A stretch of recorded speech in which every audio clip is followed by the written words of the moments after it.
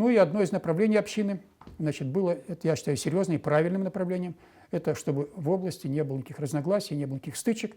Мы начали, значит, объединять все религии, все направления, значит, как-то пытались собрать в кучу. Вот в 2015 году, 2015, ну, это я был одним из инициаторов, мы, значит, соглашение подготовили, о нем тоже известно, все знают, соглашение, межконфессиональное соглашение, где подписали его, подписывал его я, подписывал, значит, раввин наш, подписывали мусульмане, подписывали, это, естественно, подписывали православные.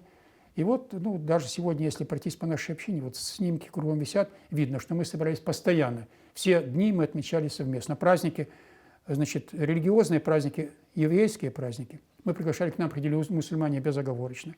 На праздники, на которые можно приходить христианам, не всегда и можно в синагогу, когда можно, приходили к нам тоже на все праздники. Особенно, ну, если не праздники, если вот День памяти жертв Холокоста, это святое дело. Дважды в году мы собирались здесь в общине. К нам приходили обязательно и православные, и мусульмане, причем на уровне православных, не просто люди православные, приходил руководитель церкви православной, значит, архиепископ, приходил руководитель мусульманской общины.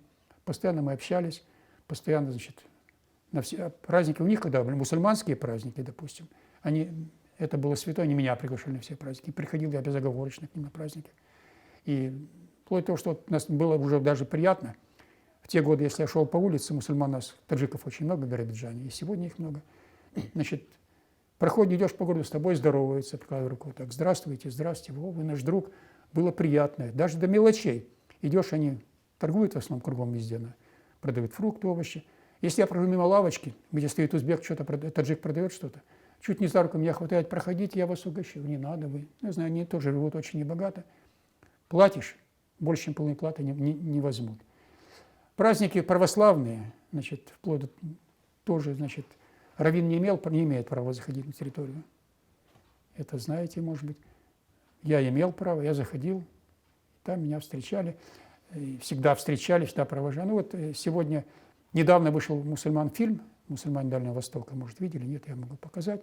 Значит, они там высказывают в этом фильме большую, покажу, кстати, потом немножко, высказывают мне большую благодарность в этом фильме, потому что, когда строили мечеть, ну, прямо говоря, им не давали в городе, в центре места.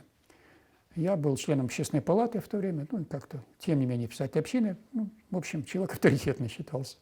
И я везде на всех уровнях говорил так, почему православная церковь у нас здесь, в Биробиджане в центре, почему все наши дела, и синагога, и все остальные в центре, а почему мусульмане имеют право? Я считаю, что несправедливо. В общем, удалось добиться, что им разрешили строить в городе мечеть. И поэтому, когда они года 2 или 3 назад открывали мечеть, меня руководитель Духовного управления мусульман Дальнего Востока сам лично приехал пригласить меня на открытие их мечети. Протянули ленту, и я разрезал ленту вместе с губернатором. Это было. Приехал глава их, главный мусульманин Дальнего Востока, это не Дальнего Востока, приехал с России. Вот я, главный губернатор, и он разрезали ленту при открытии. Это было. И они прямо мне высказали, почему. Потому что благодаря вам у нас мечеть находится в центре города. Вот. Я считаю, по-всякому относились к этому, говорили, ты что, зачем православных тянешь на мусульман? Я считаю, это правильно, потому что и сегодня в Биробиджане, к счастью, нет никакого разногласия. Потом провели форум межконфессиональный, когда уже даже вот появились буддисты в Хабаровске, и руководитель буддистской организации приезжал к нам, и тоже вместе с нами. То есть все 4 религии основные были у нас, и приходили к нам, мы отмечали, мы вместе праздник, мы проводили во время Суккота, они пришли к нам в вагончик, были вместе с нами, пили вместе с нами сок, потому что мусульмане не имеют права пить алкоголь.